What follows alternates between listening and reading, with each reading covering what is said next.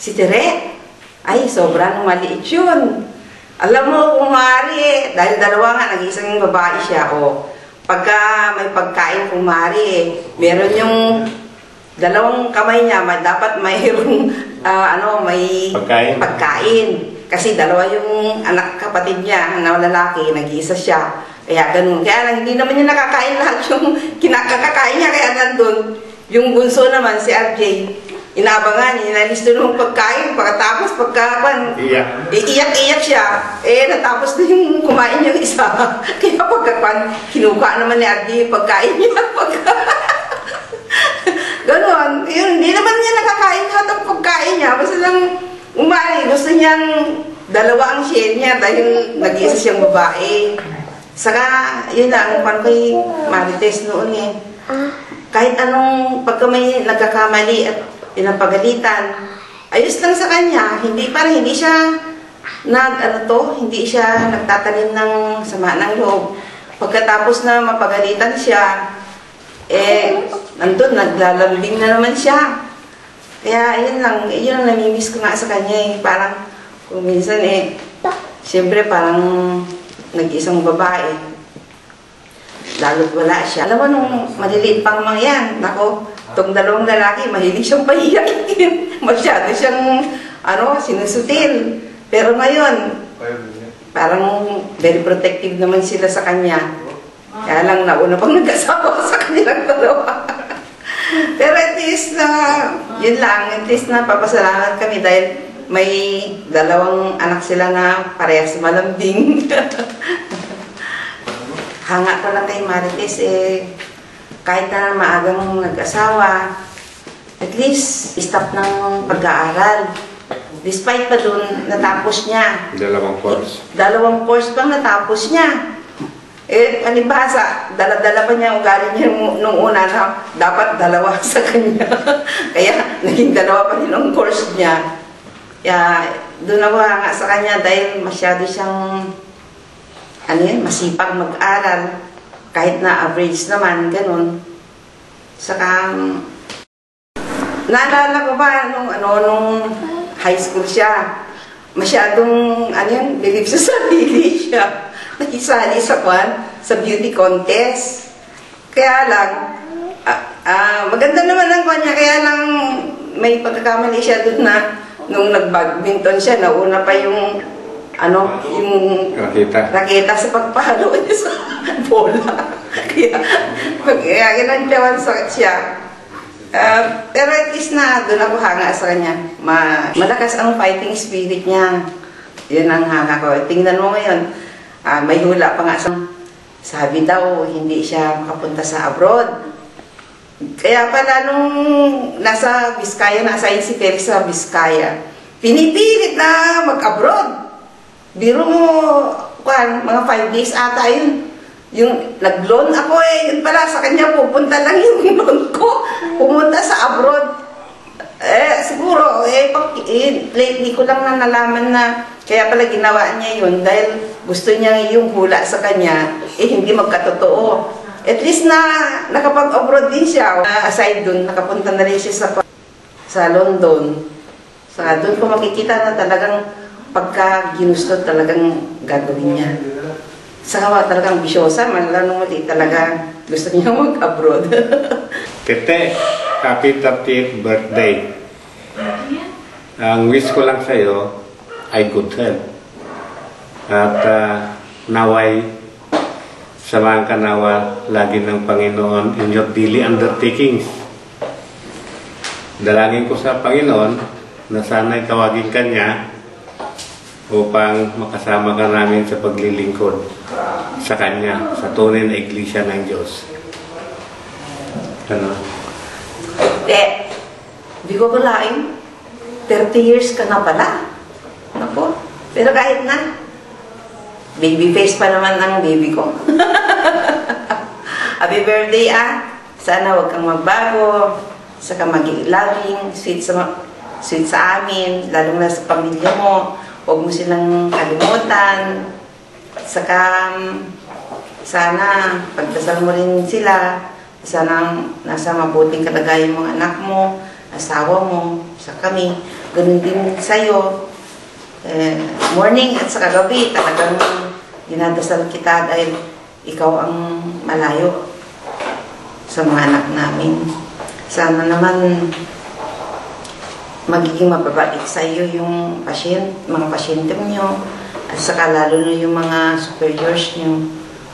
Sana magdasal ka rin anak sa kanya para at least na gabayan ka lahat sa ginagawa mo. Alam mo, nung maliit ako talaga, mahilig na ako magdasal. Sana ganun ka rin. Makikita mo talagang kung taimtim talagang pagdasal mo. Di mo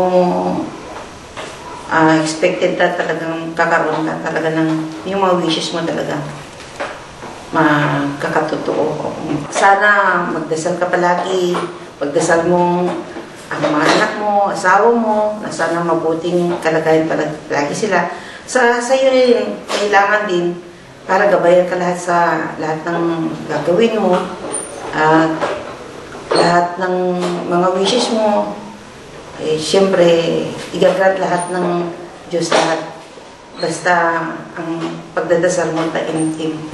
Saka dapat mapagpatawad ka sa lahat ng bagay. Happy birthday! May you have more birthdays to come. I love you, Nak.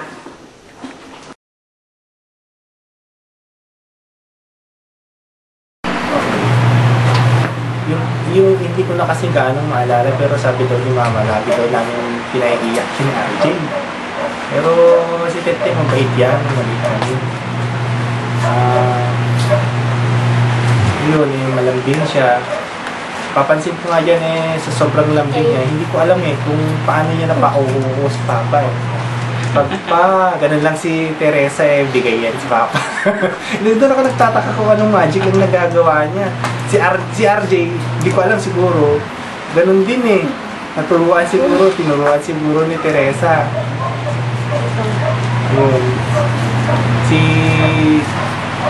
Ayun, yung mahilig siyang yung magpabili nga ng pagkain, kulang lang yung isa, pwede dalawa. Yun lagi complain ni Papa, si Tete daw, pabili ng pabili, tapos hindi naman daw yun nauubos lahat. Nung maalala ko yung wala pang wala pang Jollibee na, saka McDonald's dito, Otos pa lang noon. Tigi-isa namin, syempre, tigi-isang plato, nabibitin pag si Teresa ang humingi kay Papa, para bang ibibigay talaga ni Papa basta iba yung lambing niya kay Papa, masyado siyang si Papa kay Teresa talaga, dahil malambing dahil siguro nag-iisa unika-iya Sa akin naman, si Teresa as sister-in-law, napaka-generous niya. Masyado siyang mahilig na pagbigay. At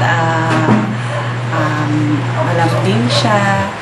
Saka, yun ang pinakamaganda sa kanya. Very sensitive siya sa mga material things na gusto mo. Kahit di mo sabihin sa kanya, napapansin niya kaagad.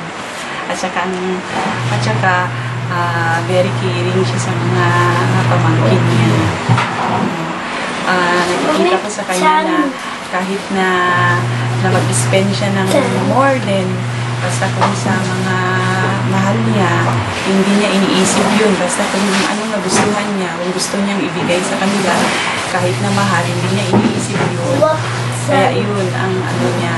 Kahit nga sa akin, nung bago pa lang kami mag-asawa ni manong niya, ang nagustuhan ko sa kanya, hindi siya nagkaroon ng second thought na tanggapin ako, ganyan. Kaagad niya akong tinanggap, and then pinapakita niya lagi na okay ako sa family niya, ganyan, kahit na hindi ako gaano palaimik. Yun si Teresa sa akin. At saka kung anong mamimiss ko sa kanya, yung mga pagiging generous. Saka sa pagkain, mahilig siyang mag-explore. gustong-gusto niya yung mga bago, yung mga unique, yung kakaiba. Tsaka kapag nagustuhan niya, ulit-ulitin niya. Nare-remember ko siya sa buko pie. Yun, gusto niya ng buko pie. Yun ang ano niya. Kaya nga sabi ko sa kanya, nung may bagong tayong bakery na may buko pie, naalala ko, ay, si Tita Tete niyo, gustong-gusto ng buko pie.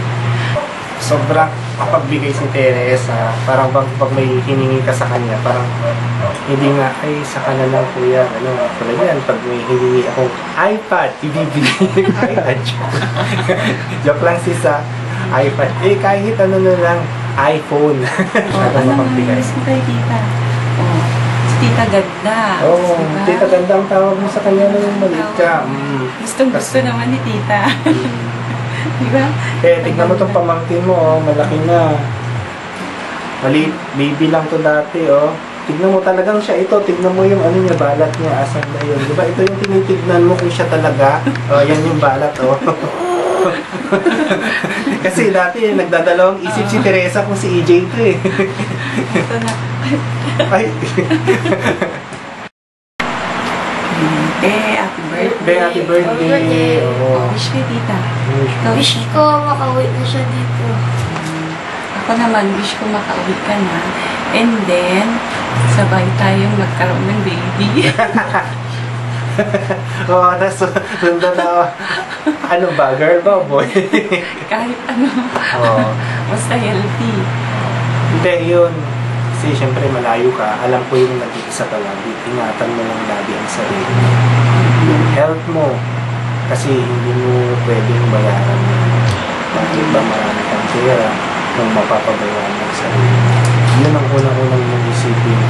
Isipin mo yung, din yung health mo para kasi may pamilyang naghihintay sa inyo sa Pilipinas. Ha? Nakabait. Ayun. Alam ko naman mabait ka. Hindi ko naman kailangan sabihin magpakabait ka. Lagi mo lang ingatan sa sarili. Love you. Love you. Bye. Uwi ka na. Bye-bye. Ay, Tita, oh. Ah!